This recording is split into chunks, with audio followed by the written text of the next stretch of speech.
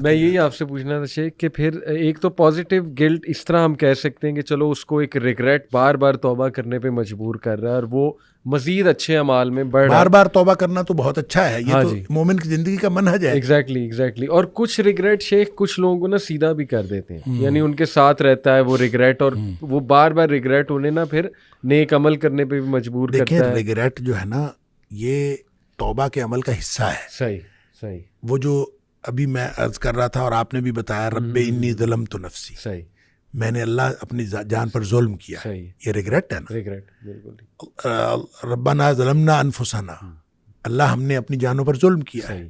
تو یہ اور پھر رب انی اذنبت ذنبا, اللہ مجھ سے گناہ ہوا ہے, یہ ریگریٹ ہے. صحیح. اعتراف بھی ہے صحیح. اور ریگریٹ بھی ہے کہ مجھ سے گناہ ہوا ہے, اور اس سے جب انسان اپنے گناہ سے معافی مانگتا ہے تو پھر اللہ تعالیٰ اس کو معاف کر دیتا ہے. بے شک.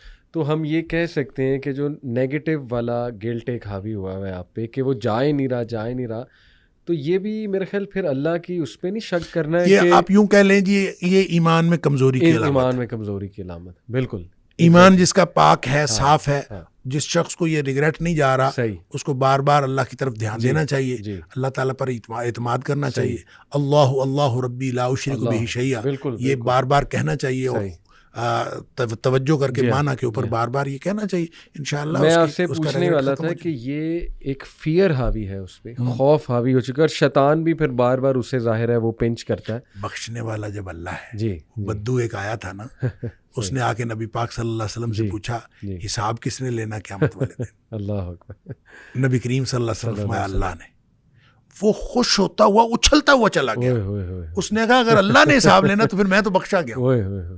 تو دیکھیے گمان چیک کریں, یہ تو ایمان ہے. اللہ نے جب حساب لینا ہے تو اللہ تعالیٰ تو مجھے معاف کر دے گا. تو جو ایمان کی یہ کیفیت ہوگی تو انشاءاللہ کوئی مسئلہ نہیں. میں آپ سے شیخ یہ پوچھنا چاہتا ہوں کوئی ایسی دعا بتا دیں اس فیئر کو اوور کم کرنے کی. جیسے آپ نے ایک تو یہ اللہ ربی لا اشرک بہ شیئا, اور کچھ ایسے کلمات پتہ لگ جائیں جو دعا کریں تو ایک تقویت ملے. تو استغفار جو ہے نا صحیح بہت بڑی چیز ہے. استغفار کے بہت سارے کلمات حدیث کے اندر آئے. صحیح. ایک ہے استغفار رب اغفر لی وتب علی انک انت التواب الغفور, بہت شاندار استغفار ہے. قرآن مجید میں نہیں, یہ حدیث میں رب اغفر لی وتب علی انک انت التواب الغفور. ایک استغفر اللہ الذی لا الہ الا هو الحی القیوم واتوب الیہ. بالکل صحیح. یہ والا جو ہے نا استغفر اللہ الذی لا الہ الا هو الحی القیوم واتوب الیہ, اندازہ کیجئے کہ حدیث میں قرآن میں آتا ہے کہ جو شخص میدان جنگ سے فرار ہو نا اس پر اللہ کا غضب نازل ہوتا ہے. صحیح. یعنی میدان جنگ سے, میدان جہاد سے جو شخص فرار ہو اس پر اللہ کا غضب نازل ہو. اس قدر اس نے بڑا جرم کیا. نبی کریم صلی اللہ علیہ وسلم فرماتے ہیں کہ جو شخص سوچ سمجھ کر 3 دفعہ یہ پڑھ لے استغفر اللہ الذی لا الہ الا هو الحی القیوم واتوب الیہ, 3 دفعہ سوچ سمجھ کے پڑھ لے, نبی پاک صلی اللہ علیہ وسلم نے فرمایا اللہ تعالیٰ اس کے سارے گناہ معاف کر دیتا ہے, چاہے وہ میدان جہاد سے فرار ہوا ہو. اللہ آپ اندازہ کریں پیچھے بات کیا رہے گی. یعنی اتنا بڑا اگر گناہ اس سے سرزد ہوا ہے اور وہ اللہ سے معافی مانگتا ہے استغفر اللہ الذی لا الہ الا هو الحی القیوم 3 دفعہ یہ کہتا ہے تو اللہ تعالیٰ اس کے سارے گناہ معاف کر دیتا ہے. پھر حدیث میں آتا ہے کہ سبحان اللہ و بحمدہ, جو شخص یہ 100 دفعہ پڑھتا ہے سبحان اللہ وبحمدہ, بس اتنا, اور اللہ تعالیٰ اس کے گناہ معاف کر دیتا ہے چاہے سمندر کی جھاگ کے برابر ہو.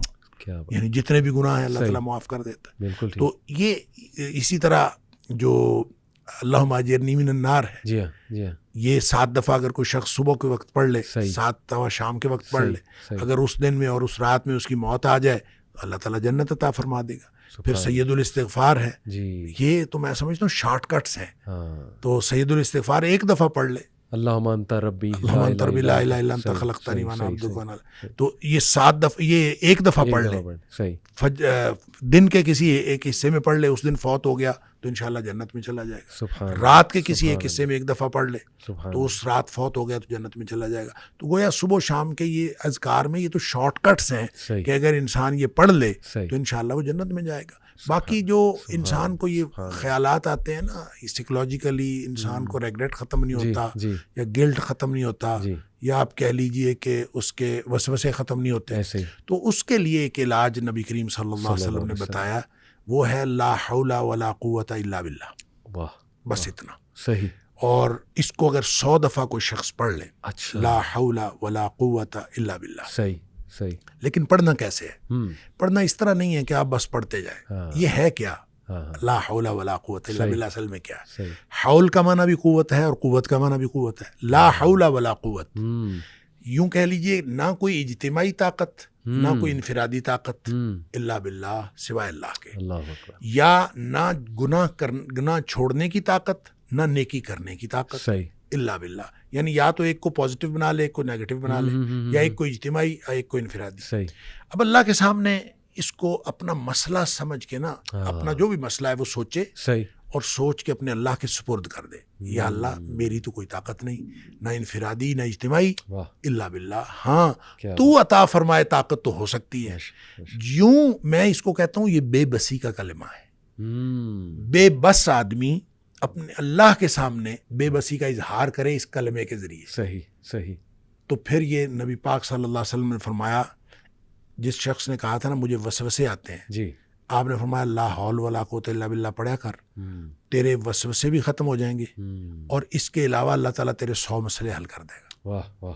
آپ اندازہ کریں ایک شخص کے 100 مسئلے ہوتے نہیں ہیں. 2 نہیں تو 4, 4 نہیں تو 6, 6 نہیں تو 8. اس سے زیادہ مسئلے تو کسی کے ہوتے ہی نہیں. تو لا حول ولا قوت الا باللہ پڑھنے سے وسوسے بھی دور ہو جاتے ہیں. اور اس کے علاوہ اور وسوسے, جب حدیث میں اس کا لفظ وسوسے آتا ہے تو میں اس کا سمجھتا ہوں کہ اس سے مراد سائیکولوجیکل پرابلمز ہیں. تو جتنے سائیکولوجیکل پرابلمز ہیں وہ اس سے حل ہو جاتے ہیں. اللہ کا ذکر ہر اعتبار سے بہترین ہے, لیکن بعض تو بالکل ایسے ہیں جیسے وہ تیر بہدف ہیں.